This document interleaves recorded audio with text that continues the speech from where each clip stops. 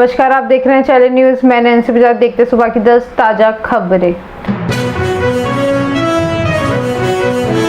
Criminal case के अलावा Trump पर 19 और मामले। 30 मार्च 2023 न्यूयॉर्क के मैनहट्टन कोर्ट ने अमेरिका के पूर्व राष्ट्रपति डोनाल्ड ट्रंप पर क्रिमिनल केस चलाने की घोषणा की। 4 अप्रैल को मैनहट्टन की कोर्ट में पॉर्न स्टार स्टॉर्मी डैनियल को पैसे देकर चुप कराने और आर्थिक रिकॉर्ड और हेराफेरी करने के 34 आरोप लगाए गए हैं। ट्रंप ने कोर्ट में कहा है कि वो दोषी नहीं है। इस मामले की अगली सुनवाई 4 दिसंबर को होगी। अमेरिका के इतिहास में ऐसा पहली बार हो रहा है जब किसी राष्ट्रपति के खिलाफ आपराधिक मामला चलाया जाए। ट्रंप पर यह केस 2016 के राष्ट्रपति चुनाव से पहले पॉर्न स्टार स्टॉर्मी डैनियल के साथ अफेयर और उन्हें चुप रहने के लिए पैसे देने का आरोप में चलेगा। बड़ी बात यह है कि ट्रंप पर इकलौते केस नहीं है, उन पर कुल 19 केस चल रहे हैं। इनमें से आधे मामलों में उन पर राष्ट्रपति रहते हुए गलत आचरण के आरोप लगे। ट्रंप पर चल रहे ज्यादातर केस 3 मामलों से जुड़े हुए हैं। पहला वित्तीय गड़बड़ी जिसने उन्होंने ज्यादा पैसे कमाए। दूसरा 6 जनवरी 2021 को संसद में हुई हिंसा में ट्रंप को भूमिका। तीसरा केस 2020 के राष्ट्रपति चुनाव में दखल अंदाजी की कोशिश। हाल की पूर्व राष्ट्रपति ने सभी मामलों को खारिज कर दिए। कुछ मामलों को बंद करने के लिए ट्रंप ने याचिका भी लगा रखी है और कुछ में उन्हें काउंटर केस दायर किया। नमस्कार, आप देख रहे हैं चैनल न्यूज़। मैं नैन्सी बजाज। देखते सुबह की 10 ताज़ा खबरें। भारत के विरोध के बावजूद नहीं रुका चीन। भारत के कड़े विरोध के बावजूद चीन ने एक बार फिर से अरुणाचल प्रदेश में अपना हक जताया। चीन ने मंगलवार को अरुणाचल प्रदेश पर अपनी संप्रभुता का दावा किया। एक प्रेस कॉन्फ्रेंस में चीन के विदेश मंत्रालय के प्रवक्ता माओ निंग ने कहा है कि जैंगनेन अरुणाचल प्रदेश चीन का हिस्सा है। उन्होंने कहा है कि स्टेट काउंसिल के जियोग्राफिकल नामों पर प्रशासन की शर्तों के मुताबिक चीनी अधिकारियों ने जैंगनेन अरुणाचल प्रदेश के कुछ हिस्सों के नाम बदले। चीन ने ऐसा अपने अधिकारों के तहत किया है। चीन ने नाम बदलने वाले कदम पर पलटवार करते हुए भारत के विदेश मंत्रालय के प्रवक्ता अरदम बागची ने मंगलवार को कहा था कि हमारे सामने चीन की कई इस तरह की हरकतों को रिपोर्टर्स पहले भी आई है और हम इन नए नामों को सिर से खारिज करते हैं। अरुणाचल प्रदेश भारत के आंतरिक हिस्सा है और रहेगा। इस तरह से नाम बदलने से हकीकत नहीं बदलेगी।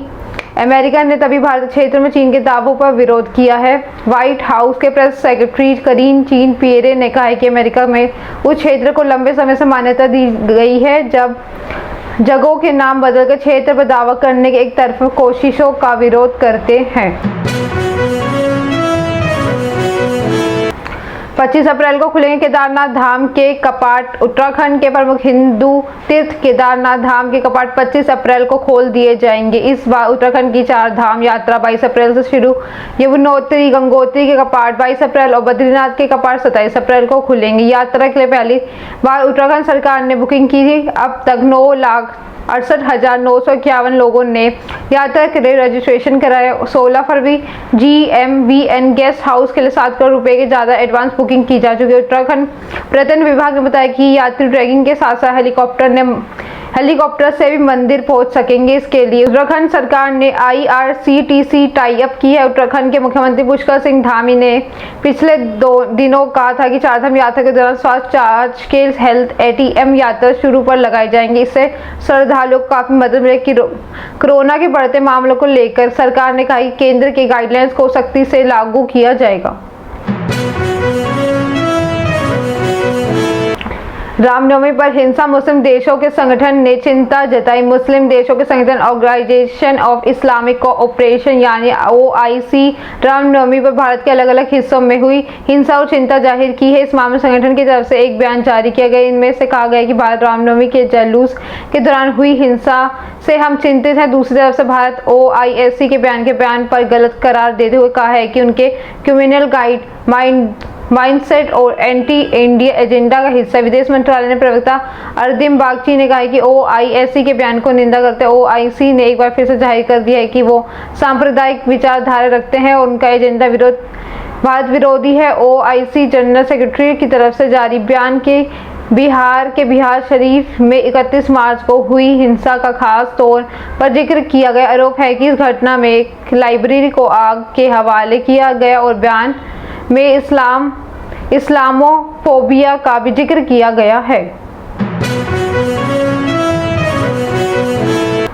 गैंगस्टर दीपक बॉक्सर को भारत लाइव पुलिस हत्या के फिरौती पुलिस कस्टडी में अपने साथियों को भागने आरोप। लॉरेंस के खास गैंगस्टर दीपक बॉक्सर को दिल्ली पुलिस ने स्पेशल सेल द्वारा मेक्सिको से भारत लाया है। भारत में आगे दीपक बॉक्सर को दिल्ली पुलिस स्पेशल सेल ने मेक्सिको में अमेरिका खुफिया एजेंसी FBI इंटरपोल की मदद से पकड़ा है। ये दिल्ली पुलिस में स्पेशल सेल अधिकारी मेक्सिको में सारी फॉर्मेलिटी पूरी करके दीपक बॉक्सर को रिपोर्ट करके लाए हैं। अधिकारियों का कहना है कि 2018 में फरार चल रहे हत्या फितौही के मामले वंचित गैंगस्टर दीपक बॉक्सर को कोर्ट में पेश किया जाएगा। कोर्ट से रिमांड हासिल करने के बाद उनसे पूछताछ की जाएगी। गैंगस्टर दीपक बॉक्सर 5 साल से फरार चल रहे हैं।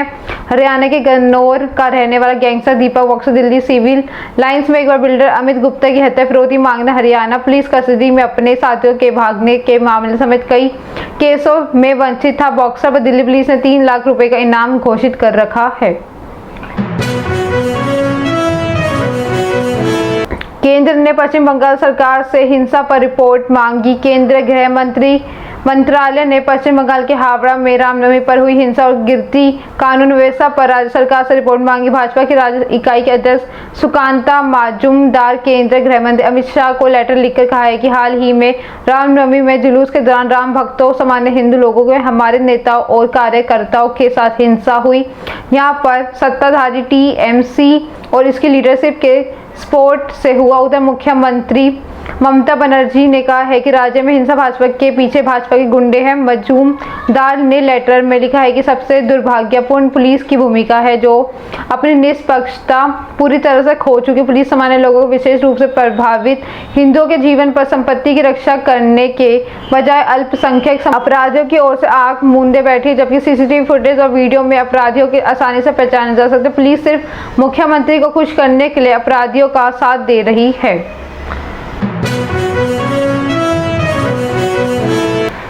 राष्ट्रपति द्रौपदी मुर्मू से मिले भूटान के किंग। भूटान के तीसरे राजा जिमे वांगचुक मंगलवार को राष्ट्रपति द्रौपदी मुर्मू से मुलाकात। दोनों के बीच ये मुलाकात राष्ट्रपति भवन में हुई। इससे पहले जिमे वांगचुक ने प्रधानमंत्री नरेंद्र मोदी से मुलाकात की। दोनों लीडर्स के बीच आर्थिक सहयोग सहित कई क्षेत्रों में द्विपक्षीय संबंधों को मजबूत करने पर चर्चा हुई। इसमें पहले वांगचुक NSA अजीत डोभाल भी मिले। उन्होंने राजघाट पहुंचकर महात्मा गांधी को श्रद्धांजलि दी। वांगचुक का दौरा उस समय हो रहा था जिसे पिछले हफ्ते भूटान के PM ने डोकलाम को 3 देशों का विवाद बताया। इसमें पहले सोमवार को 3 दिन के दौरे पर भारत पहुंचे भूटानी राजा जिमे वांगचुक ने विदेश मंत्री जयशंकर से मुलाकात की। जयशंकर ने कहा है कि वांगचुक का दौरा दोनों देशों के संबंधों की ओर मजबूत करेंगे। उन्नाव में 2 पक्ष आए आमने सामने जमकर पथराव। उन्नाव में रामनवमी पर निकली शोभा यात्रा के दौरान रंग गुलाल उड़ने को लेकर हुए विवाद की रंजिश में कोतवाली क्षेत्र में एक गांव में मंगलवार देर रात 2 पक्ष आमने सामने आ गए। इस दौरान जमकर ईंट पत्थर चले। देखते देखते मामला ने तूल पकड़ लिया। ग्रामीणों ने पुलिस को सूचना दी। CO के नेतृत्व में कई थानों पर फोर्स मौके पर पहुंच गई और स्थिति को काबू में किया। दोनों पक्षों की ओर से 6 अधिक लोगों को पुलिस ने हिरासत में ले। सफीरपुर कोतवाली क्षेत्र के कोसेले गाँव में रामनवमी पर शोभा यात्रा निकाली गई थी। इसमें एक विशेष समुदाय को धार्मिक स्थल पर कुछ रंग गुलाल उड़ाने में 2 पक्षों की कहासुनी भी हुई थी। उसे रंजिश को लेकर मिश्रित आबादी स्थित युवक की दुकान पर मंगलवार रात पहुंचे प्रधान के 2 बेटों को दूसरे के युवकों ने घेर कर मारपीट की। घटना की सूचना समुदाय विशेष के पक्ष में पहुंचने पर देखते देखते सैकड़ों लोग इकट्ठा हो गए। आमने सामने पत्थरबाजी शुरू हो गई। इसकी सूचना ग्रामीणों ने पुलिस को दी गई।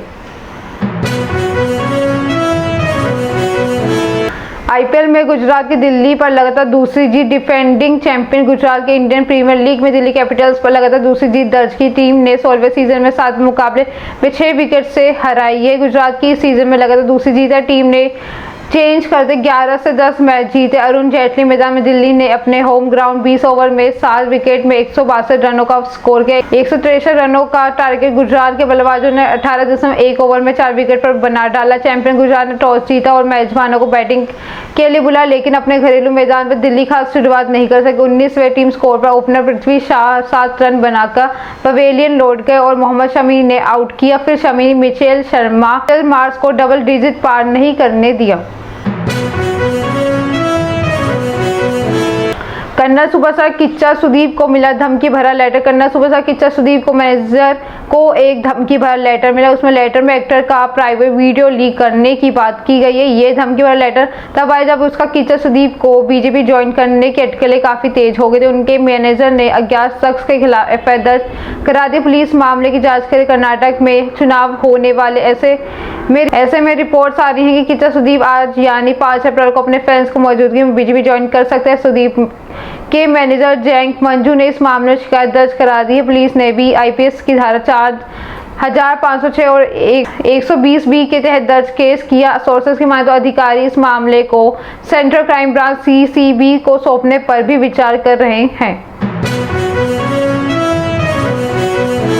ये सुबह की 10 ताजा खबरें अपडेट्स के लिए बने रहे। हमारे चैनल को लाइक करें, कमेंट करें, सब्सक्राइब करना ना भूलें। धन्यवाद।